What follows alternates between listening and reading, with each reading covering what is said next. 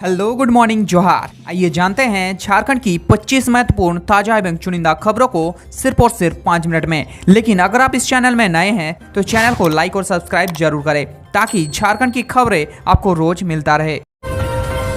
प्रदेश में 6 जुलाई तक बारिश की संभावना, गर्जन और तेज हवा के साथ वज्रपात का भी अलर्ट। सर्वाधिक वर्षा चाईबासा में होने की संभावना। गुमला में जमीन विवाद में फायरिंग, युवकों को लगी 3 गोलियां, एक अभी भी शरीर में फंसी। 3 संदिग्ध हिरासत में। श्री ज्वेलर्स गोलीकांड में 9 अपराधी गिरफ्तार, मास्टरमाइंड उत्तम फरार। 2 पिस्तौल और गोलियां बरामद, आरोपियों से कराया गया रोड मार्च। पति ने पत्नी को चलती ट्रेन से धक्का दिया, रामगढ़ में रेलवे लाइन के पास नाले में मिली घायल महिला, 1 साल पहले की थी लव मैरिज। केंद्रीय मंत्री ने गढ़वा में दी 2460 करोड़ की सौगात, रांची में रातू रोड एलिवेटेड कॉरिडोर का किया शुभारंभ, 558 करोड़ रुपए में हुआ तैयार।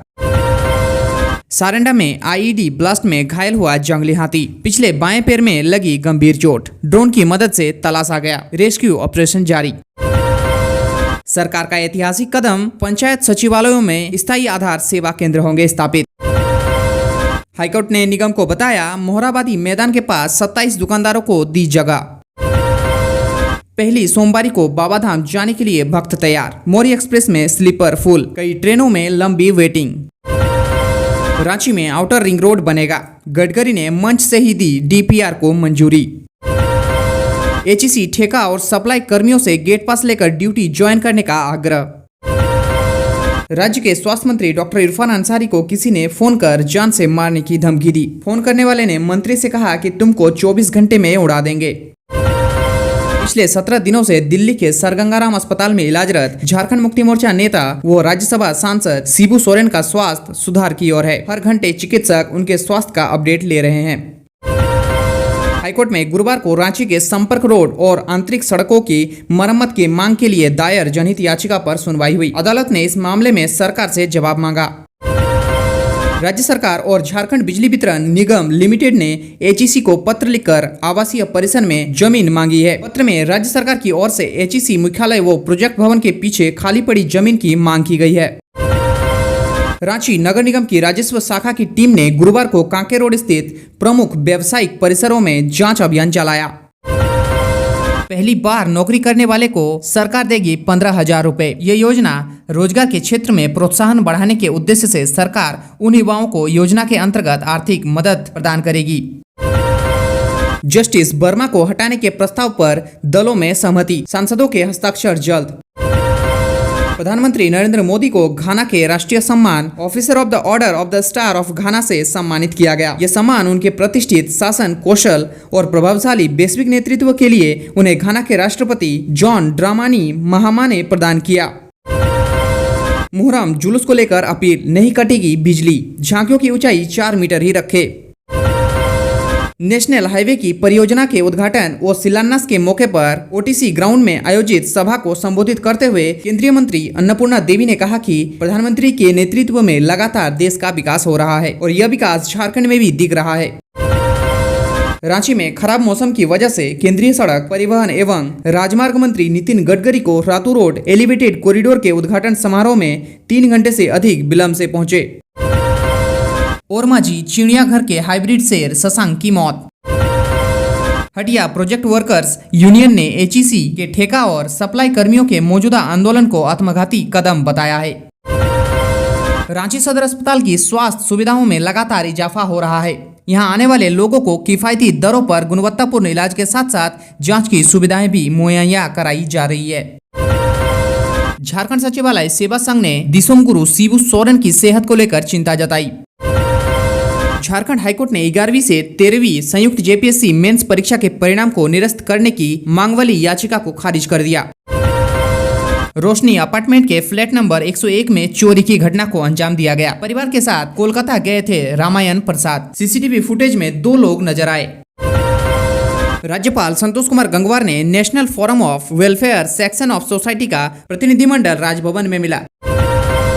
राष्ट्रीय पिछड़ा वर्ग आयोग के अध्यक्ष हंसराज गंगाराम अहिर ने गुरुवार को शहर के विभिन्न जातियों संगठनों के पदाधिकारियों से मुलाकात की। स्टेट गेस्ट हाउस में आयोजित इस कार्यक्रम में पहुंचे विभिन्न संगठनों के लोगों ने कहा कि उन्हें राज्य में तो ओबीसी का दर्जा प्राप्त है, लेकिन केंद्र सरकार की ओबीसी सूची में उनका नाम दर्ज ही नहीं है।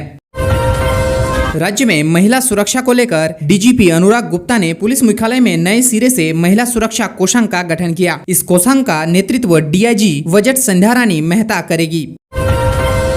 मुख्यमंत्री ने की पहल, दुबई में फंसे गिरिडीह, हजारीबाग और धनबाद के 15 प्रवासी मजदूर जल्द ही अपना वतन लौटेंगे। मुख्यमंत्री हेमंत सोरेन के निर्देश के बाद इन कामगारों की देश वापसी का रास्ता साफ हुआ है। मुख्यमंत्री मैया सम्मान योजना की लाभुकों को मई माह की राशि देने का निर्देश पिछले माह जिलों को दिया गया था। जिलों को जुलाई के प्रथम सप्ताह तक राशि देने का निर्देश दिया गया था। सामाजिक सुरक्षा निदेशालय ने सभी जिलों को राशि वितरण करने के बाद इसकी जानकारी देने को कहा। उल्लेखनीय है कि इस योजना के तहत लाभुकों को प्रति माह 2500 रुपए दिए जाते हैं। खान विभाग ने जून 2025 से लेकर अगले आदेश तक कोयला की नई दर जारी कर दी है। इस दर के आधार पर विभाग रॉयल्टी की वसूली करेगा। वित्त मंत्री राधाकृष्ण किशोर ने अगले विधानसभा चुनाव में राजनीति से संन्यास लेने की बात कही है। उन्होंने कहा है कि 2029 में वे चुनाव नहीं लड़ेंगे। वित्त मंत्री ने पाटन गांव के दौरे के क्रम में उक्त बातें कही। हटिया के एक कपड़ा दुकानदार से 2 अज्ञात युवक युवती ने ऑनलाइन पेमेंट का झांसा देकर 11,400 रुपए के कपड़े ठग लिए। घटना बुधवार की शाम करीब 7:30 बजे की है।